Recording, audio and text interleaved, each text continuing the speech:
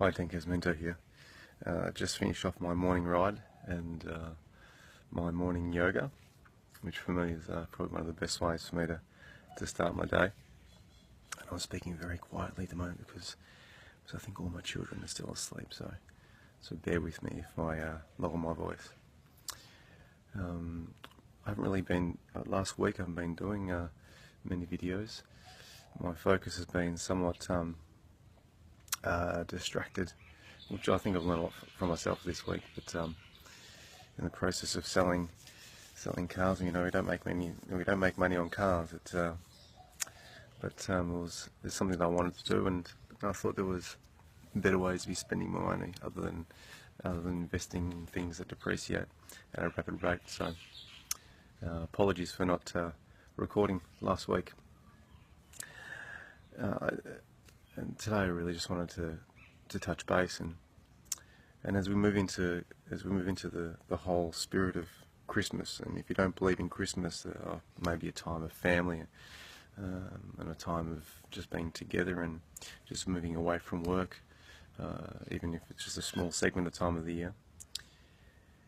And I think it's such a good. We often hear about how it's a good time for reflection, and I think, from my perspective, when we talk about or we think about reflection, I think that, as I've referenced in other videos, around, you've heard me saying finding value in our voids in life. When I say voids, another interpretation of that may be our past challenges and past things that have moved us away from happiness, or past events that have moved us away from a sense of peace or a sense of gratitude for ourselves, or really just made us feel angry, sad, upset, and all those things. Now, I challenge you, I wonder if there's some people in your life right now where you still hold some negativity towards, or whether there's some events or circumstances in your past, or even right now, where you feel a certain level of angst or frustration or anger or resentment or regret or guilt towards. I ask you, and I think this is going to go a long way for you, replenishing your natural energy reserves and assisting with your inspiration and your motivation to do the things you want to do in all parts of your life, is I challenge you to find value and benefits in those things that you perceive at the moment to be negative. And there could have been things that you bottled down for quite some time. When I say bottled down, maybe just pushed down and haven't attended to. But I ask you to find the benefits in all those things. And you might ask, how do we go about doing this? It's really quite simple. You might just start off with 5 things, just 5 events or 5 people, or maybe 5 individuals that you feel that are moving you away from happiness, peace, a sense of contentment, or whatever it is, and to find 5 benefits from those 5 things.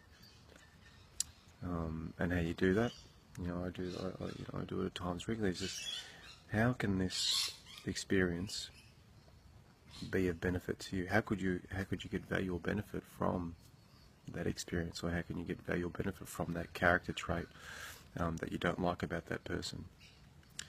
And sometimes the moment you ask yourself, the confusion initially sets in, because the conscious mind goes, I don't really understand. But I want you to take time to reflect and really, really ask yourself, how can you find value in those perceived challenges or negatives associated with events now or events in the past, or associated with events that are linked with people in the past, and maybe some conflict that you might have associated to someone right now. Do that, and not only will you create a level of inspiration that you probably haven't had before, but you start changing your ability to be in charge of your perceptions around you, and your capacity to be able to manifest those things that you really do want in your life, that are both good for you and good for all the people around you. So think of 5 things either events in the past or now, people in the past or now, where you perceive there to be negativity associated to, anger, fear, regret, blame, frustration, guilt, sadness, whatever it might be, and ask yourself, how can I get value and benefit for me? Because when you do that, you're empowering yourself. When you don't do that, what you resist will persist, and what you haven't learnt from will control your life.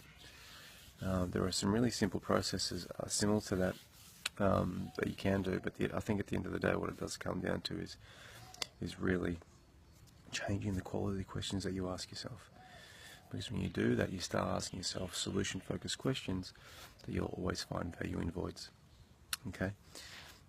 If you have any questions or any questions you need, or just you want to inquire about my coaching programs, especially moving into the new year, make sure you jump onto my website, www.deancasmento.com.au, or shoot me an email at info@deancasmento.com.au. So if I don't see you, I look forward to chatting to you shortly.